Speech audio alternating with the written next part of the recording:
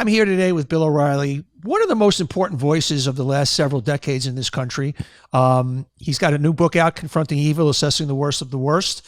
This is a fascinating book. We're going to talk a lot about it. Of course, he was the host of the O'Reilly Factor for 16, 17 years. He's won 3 Emmys. He is a man of the people. Mr. O'Reilly, welcome to the show, sir. Thank you. Thank you. It's such a fascinating time. We talk a little current events, and then we're going to sell some books, okay? First off, it's obviously a historic day. President Trump, you got to give him tremendous kudos. I've been a big critic of his in many ways, but you got to call it what a historical Herculean effort. I was just wondering your thoughts today. Well, it's all part of a plan that President Trump has to mitigate evil in the world. He's bringing it right back to the book. I love it. Right back to the book. Well, no, but he's not a politician. This is what people don't understand. He didn't come into the presidency with an ideology of any kind. You couldn't, if you sat here and wanted to discuss Democratic or Republican politics with Donald Trump, he couldn't do it. Historically, it's not interested in it. It's transactional. He's a deal maker. Yeah. And he wants 2 things from any deal that he makes. He wants prosperity for himself and for his country. And he wants a legacy. That is so important for people to understand. He wants to go down in history as one of the greatest presidents of all time. Now, I've talked to him about this extensively. You know, I've known him for 35 years. I've known him for 25 years also. And so he doesn't make decisions based upon what somebody else might say or what the party wants. The Republican Party didn't want the tariffs, okay? But he wanted to remake the economy into manufacturing rather than service. That's what he wanted to do it. And if he wants to do it, he's going to do it. Yeah. So with Hamas and Israel, because he's got family members that are tied in there emotionally and that he sympathizes with the Jewish people, and he does. Yes, he does. He wanted to tamp it down. And he succeeded. It took a while, but no other president in modern times, I don't believe any other president, with possible exception of JFK, would have succeeded in doing this. But he did. And he did it through not a speak softly. He did it through a big stick, to quote Teddy Roosevelt. It's interesting. You said he cares about prosperity for himself and his country. If not, part of the reason this was successful because of a lot of the business dealings he was doing, a lot of people have issues with, but without those, we wouldn't be here. I mean, and I think that's one of the ironies of this. Same thing, people critical of Bibi, that he went too far, yet without Bibi doing what he did, we wouldn't be here. So there's a lot of things that on the surface could seem as misdeeds, but got us where we are. Money is always talked in the Middle East. Yeah. Always. Yeah. From the time that Judas took the 16 silver pieces, money always talks. But there's a little bit of a different twist here. So when you look at the world, the Arab street, that's the cliche, the Arab street, they're still anti-Israel. They haven't changed at all. All right. They don't like the Jews. They think the Jews came in, stole the land, mistreat the Palestinians who are Arabs. They don't like them. But the leadership of the countries, almost all of them, fears Iran. Iran is not Arab, it's Persian. They fear it. And they see Donald Trump dissembling Iran. Yeah. That's why they're going over. They always go to where the power is. Now, you'll remember being a liberal man yourself and working for a liberal network that I'm a passionate centrist, actually. So I'm no longer would be anywhere near liberal. Main foreign policy tenets of the Biden administration was to condemn Saudi Arabia for assassinating a journalist You remember that? Sure, Khashoggi, right? And they did it. The Saudis did it. Okay? But Biden made that the front and center piece of so-called diplomacy. That's insane. Yeah. You're never going to get anywhere with them. All right? This is an evil world. Okay? I know. I wrote the book. It's an evil world. If you're going to make the assassination of a journalist in Turkey, which was absolutely an evil act, if that's going to be your centerpiece, you're not going to get anywhere. Yeah. How you feeling? Trump goes in. Go ahead. Right, Go ahead. I'm sorry. Go ahead. And Trump goes in, does the exact opposite. Okay? Curries favor with those people, makes them feel important. Presto, we have a deal in Gaza. Right now we're kind of in the halcyon days of the peace process. I'm not going to say the easy part because it was anything but easy, but to me, unless Hamas is completely disarmed and unless they are not part of the puzzle, this doesn't work, and that's still a lot of work to be done. Look, Trump's vision is that he can redesign Gaza as a prosperous place for people to go and enjoy the Mediterranean Sea. He'll have plenty of money to do that if the terrorists stop killing people and blowing up buildings. Whether they'll stop or not, nobody knows. But they're tremendously weakened because their patron, Iran, is on the ropes. So Trump has got some cliche wind at his back here, but that's his vision. He wants to build up that place to be a vibrant center where people can make money and the Palestinians can have jobs. I want to just bring it back to the New York City, and I've been incredibly outspoken against Mandami. I think he's incredibly dangerous. You've said things like, if you pull the lever, it's on you. Paint a picture of what New York City looks like if Mandami wins. Well, it'll be a flight of capital out of here, and that will affect the state as well as the city.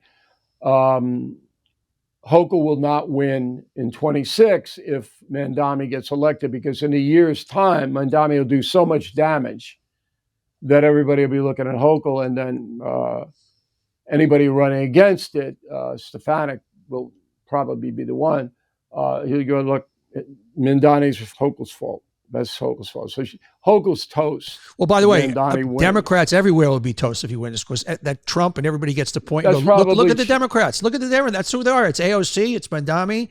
This is who they are. It's the squad. This is it. I mean, you brand the whole party with them.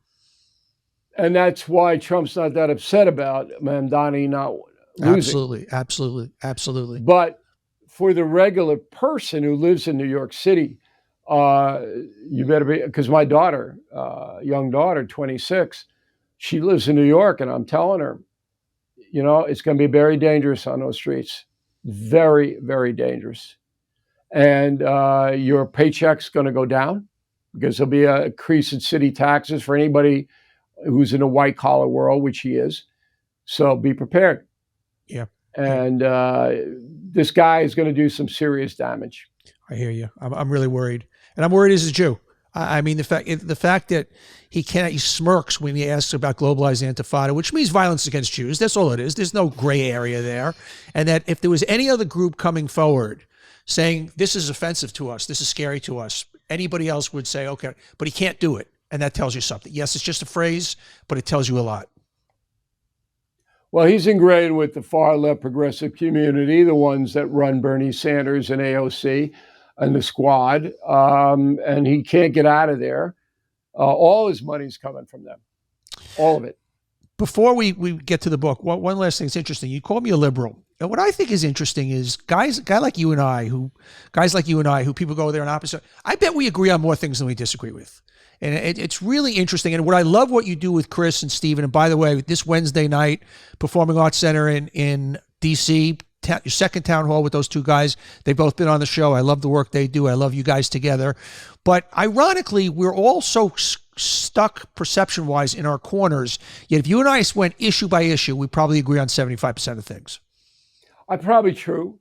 But I've never allied myself with a conservative ideology, ever. Rush Limbaugh used to call me Ted Baxter. They don't have any use for me at all, because I'm a problem solver. That's what I do.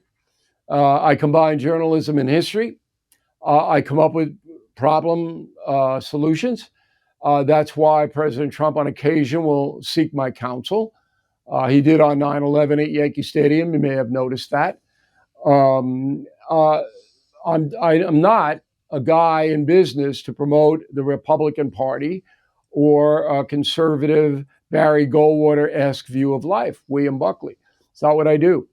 But, people believe what they want to believe. I don't care what they believe, as long as they watch and buy my books, and they are doing both. Let's sell some books. Confronting Evil, Assessing the Worst of the Worst. You divide it by chapter with the world's, your take, and I can't disagree with too many of them, the world's most evil characters. Hitler, Mao, Ayatollah Khomeini, Putin, slave traders, robber barons, Henry VIII, drug cartels. You got it all in there. Interestingly enough, you said that Mao gets the top slot over Hitler. I was kind of surprised at that.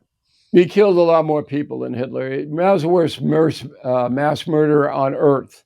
Plus, he's a coward himself. So Mao Zedong took over in 1949, defeating Chiang Kai-shek. But Mao didn't fight Chiang Kai-shek.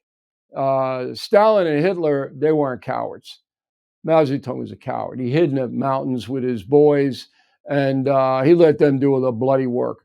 He takes over. He wants to revamp the whole country into a rural agrarian society. He wanted to kill everybody in the big cities because they didn't want him. They were supporters of Chiang Kai-shek, the nationalist movement. And so in his quest for total power, he kills 20 million of his own people, starves them, executes them. So I'm in Beijing in May at the invitation of the Chinese government to do a 3-hour Q&A about America and Donald Trump. And I did it at my own expense. They invited me because they watch me on YouTube and they know I have access to the president. And there's pictures of Mao everywhere. Can you imagine if an American killed 20 million Americans? You think his picture would be everywhere? Yeah. But the Chinese people don't know. They're totally blacked out of information. They don't know what's going on. They can't watch YouTube. Government can, but they can't. Biggest police state in the world has ever seen. So anyway, I don't rank the evildoers. I said, here's who they are. Here's what they did. And then you can rank them if you want to. But all 15 miscreants, that's how many evildoers we have. And they're all men. I couldn't find a woman. Yeah, I was noticing that. Yeah, it's isn't it interesting? Yeah. I looked. I don't even know who you put on that list. I mean, it's Bloody Mary, maybe, some of the Marie Antoinette. There were some bad ones, but no comparison. At this level. No. Right. I ask you a question that I'm sure you're asked all the time, but it's the kind of the one that comes to mind with this book more than anything else is, what's the through thread? 2 questions. What's the through thread? Is there any similarities? And okay, they all had this. And do they know they're evil? Do evil? I always wonder about do the evil people? Do they know they're evil? Do they not care? Do they like it? Are they unaware? Curious. None of them had any remorse when they died. None of them. And some of them tried to justify what they did. The common thread of all 15 miscreants that we write about in Confronting Evil is that everything they did resonates today. Even Genghis Khan, even Caligula, all of those people influence us as we live today. And that was the thread. Explain. So I didn't put in Pol Pot in Cambodia, slaughtered his own people. I didn't put in Saddam Hussein, Fidel Castro, because that was localized evil. It's horrendous, but it doesn't influence America or the other parts of the world as these 15 do, even to today. Speaking of today, let's talk about Putin. He gets front and center in the book. You really put this guy up there on the evil scale, no question about it. And it's interesting, you talked about it recently, how Trump is acting differently with Putin. Now Putin's acting different with Trump. Give me the Putin evil meter. So Putin is a psychopath. His hero is Stalin, mass murderer. But he's gotten a lot worse in the last 10 years. So I got a call on September 10th from the White House saying, can you meet President Trump at Yankee Stadium tomorrow night, the 11th? He wants to talk to you.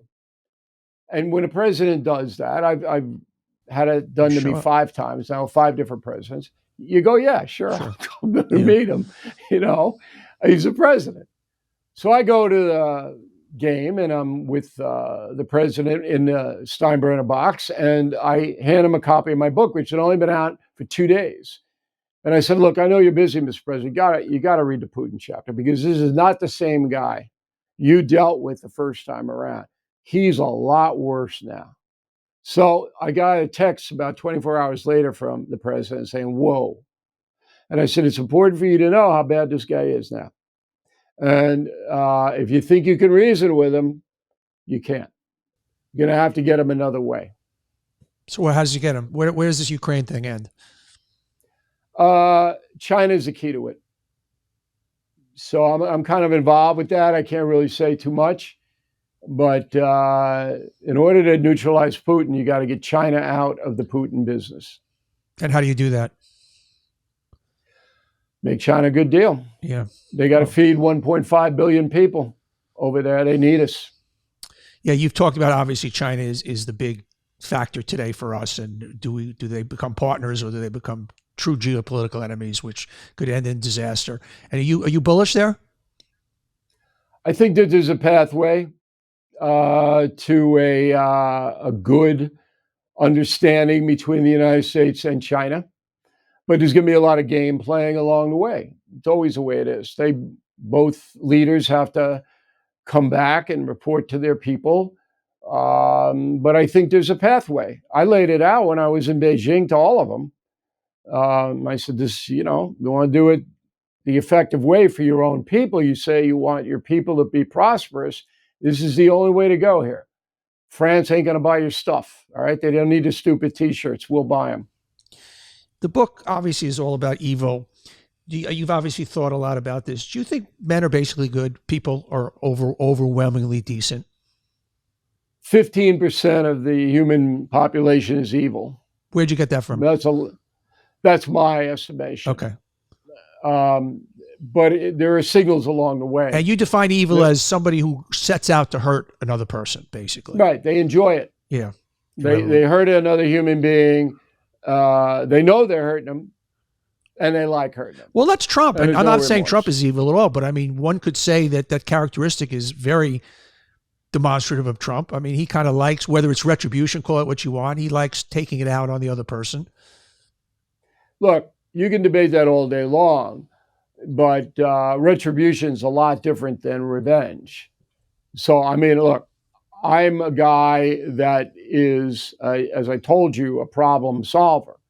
If you're going to go after retribution, you don't want to make more problems for yourself. However, if there are people who are doing bad things and who have undermined the American system, they deserve to be held to account. But I think that the strategy in that is to explain what you do, why you do it. Don't let other people define you. And too often the president gets distracted and he lets other people define what he intends to do. That's not good.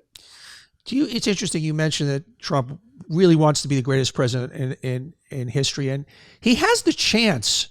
I said this to Alina Habba. I ran into her a couple of days after the election, and I spoke out very harshly against Trump leading up to it. But I said, the guy has the chance to really be a great one if he gets rid of the bullshit.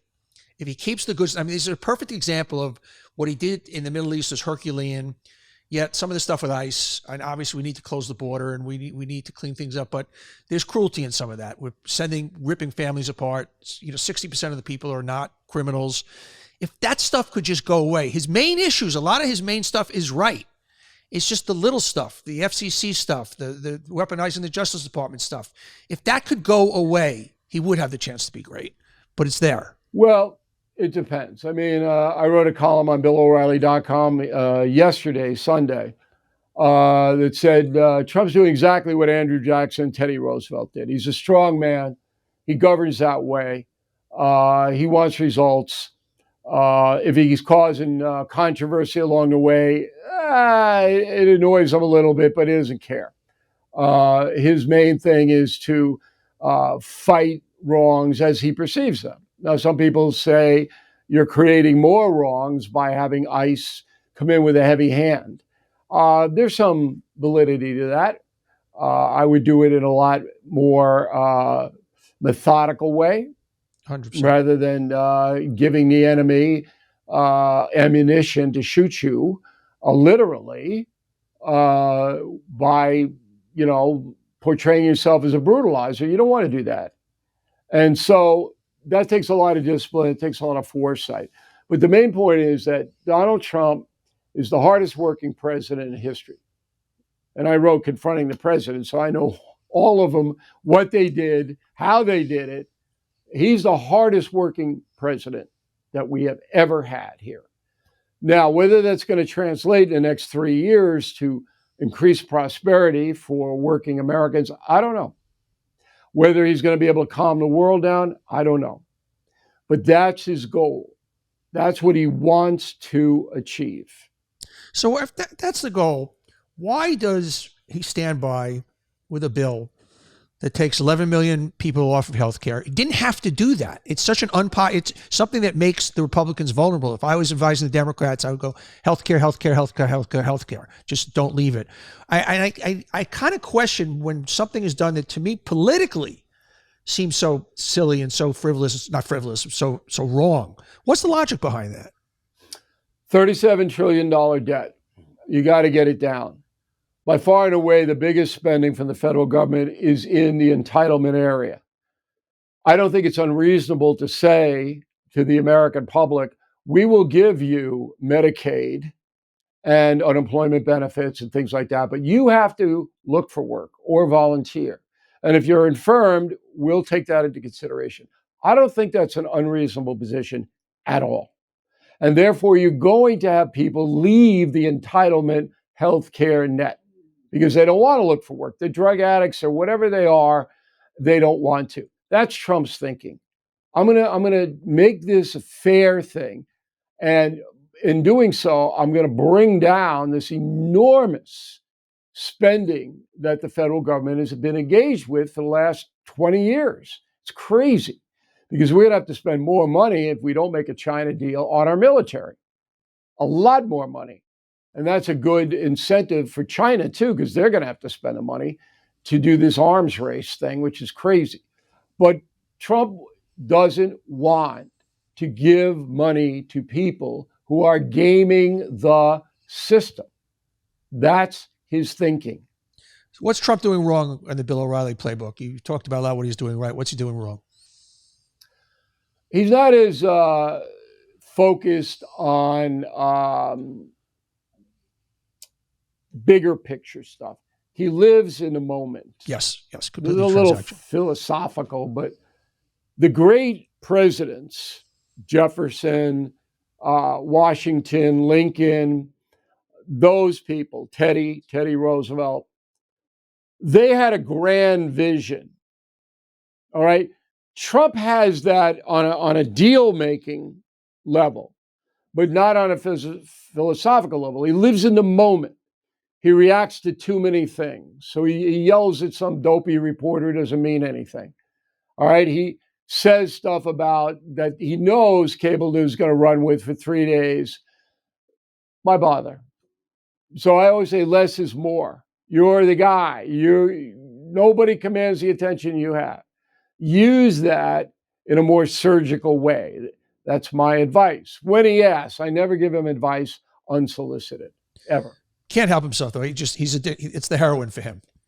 I mean, I think what you would say is a problem, I think he thinks is part of the game.